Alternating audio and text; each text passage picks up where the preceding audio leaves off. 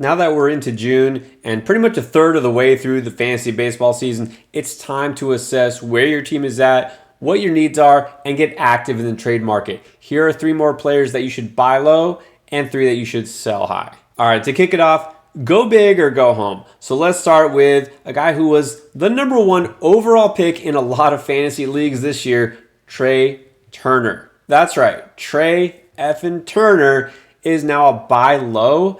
Well, it's gotten to that point. I mean, the struggles aren't just early season struggles anymore. They are Philadelphia Philly version of Trea Turner in 2023 struggles.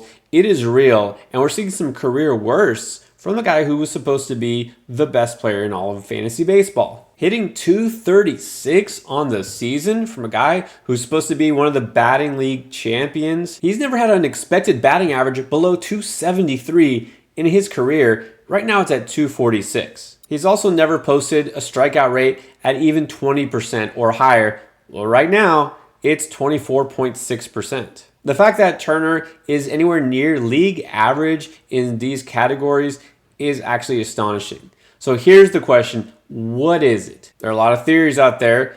A, could it be just the pressure of this huge, massive contract and the expectations that come with it? Or B, maybe the fact that he's now in Philadelphia, an environment that everybody doesn't love. It's a city that isn't always known for loving its athletes back. Maybe he just hasn't acclimated well. Or C, we just do like we do a lot of things and just blame the World Baseball Classic. Whatever the reason, I actually don't care. Here's the thing. Not only do we know what his resume is, what he should be doing, but there is no tangible reason. There is no lingering injury. I mean, he's never started this slow, okay? But I think that you have to take a shot on the fact that this is a player who should and could still, for the rest of the season, be one of the top players in fantasy baseball. Now, when I say buy low, of course, it's understood that you're still going to have to give up a high-end player or 2 in order to get Turner, but it's worth it.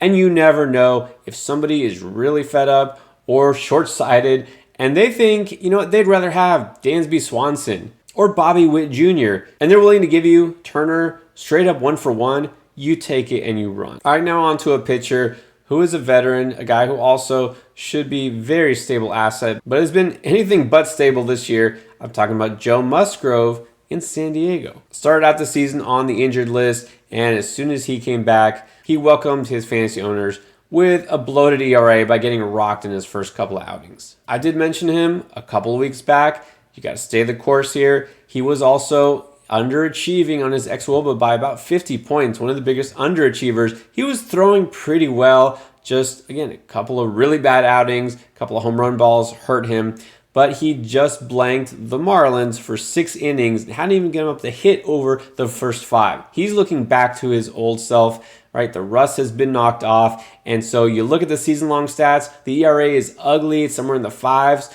but those who know and pay attention have seen he's back. He is his stable self, guy who could be number 2 or 3 starter in your rotation. Go ahead and throw out some offers. Try to get Musgrove wherever you can now before people catch on. And then talk about underachieving. Here's a case where the StatCast line does not match the reality and the fantasy line. MJ Melendez of Kansas City, who qualifies both at catcher and outfielder, is very important here, but Melendez is hitting the ball really, really hard. In fact, one of the hardest in the league. Hard hit rate 97%, average exit velo 98th percentile. The problem has been he's just not making enough contact to get those hard hits and turn them into base hits because he's striking out so much, over 30%, swinging and missing a lot. The batting average is up 50 points over May from April.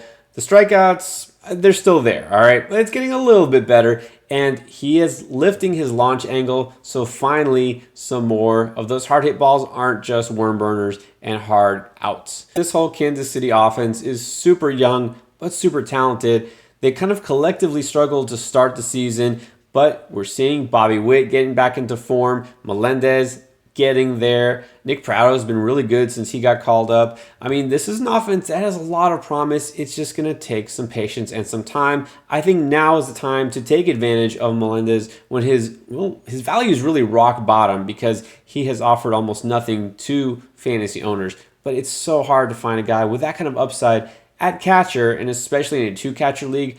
I think this is the time to make a move and hope that he gets hot. And now the flip side, it's time to sell high and capitalize on some peak values. I recently had the honor of joining the Beat the Shift podcast with Ariel Cohen and Ruven Guy. If you don't know Ariel, well, he's the guy who developed ATC projections. So if you know a site called Fangraphs, which you should if you really pay attention to baseball at all, or fantasy baseball especially, but if you go to Fangraphs, you'll see his projections there among some others. Those are the ones I know and I trust. Ariel, very smart guy. And so on the Beat the Shift podcast, we talked about some players that we're buying and selling, and I'm going to borrow a page out of his notebook. This is a player that he's saying sell now while you can. And that's Clayton Kershaw. Multiple times Cy Young Award winner. He's pitching great. He hasn't gotten hurt. And that's exactly why you trade him away now. It's almost inevitable, and you hate to say it and put that on him, but come on, do we really know any different? It seems like a fact that he's basically halfway done with his season while everyone else is a third of the way. Why? He's made 11 starts. Each of the last 2 years, those full seasons, he made exactly 22 starts. 126 innings pitched, 121 innings pitched. Which is why in the ATC projections, he's locked in for 124 innings pitched this season. Well, he is exactly halfway there. He's pitched 62 and a third innings right now. So most likely, unless something weird happens and he doesn't hit the IL or get his turn skipped in the rotation at all the rest of this season for a contending team, again, that needs to keep its rotation fresh and healthy for a World Series run again. Unless that happens, Kershaw is already half done with his season, and of course, you want to avoid the risk that he gets injured before it happens. He has been solid, 3.32 ERA, 1.14 whip, and 75 strikeouts in 62 innings. Again, really good, but this is the time to maximize his trade value. While some people might be holding out hope that he just makes it through the whole season.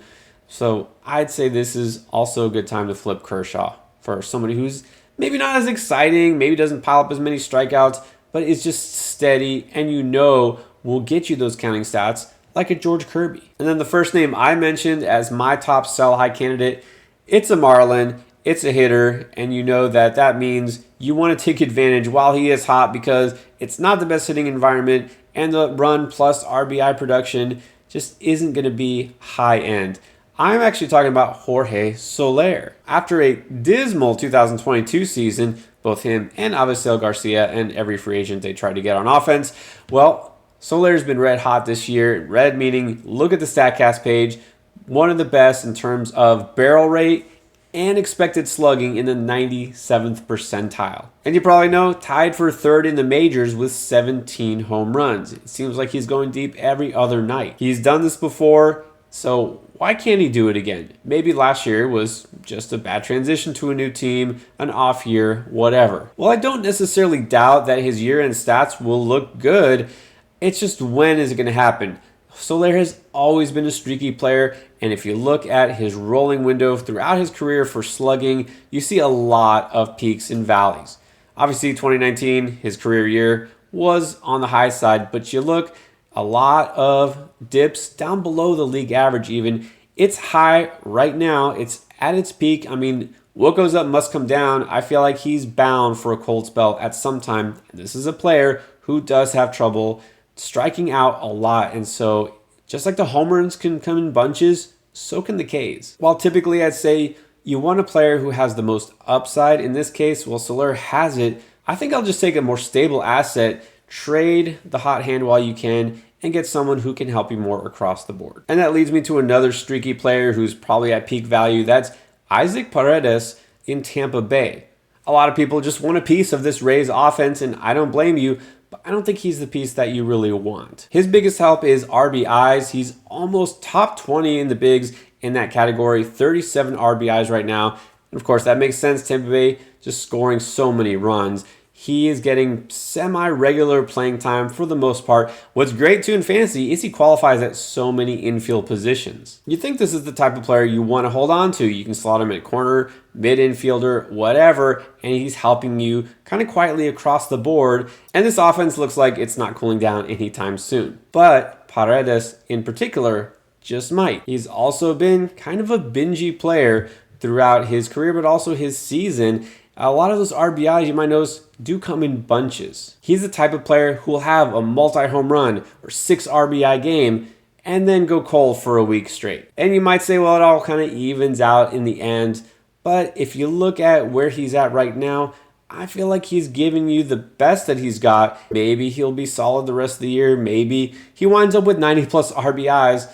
But I'd be willing to flip him for, again, somebody who is a little bit more stable. You've got to be active this time of year for your fantasy roster as summer is about to set in. So you want to be buying and selling at the right time and also making those hard cut decisions. Here's some players that it's time to just drop.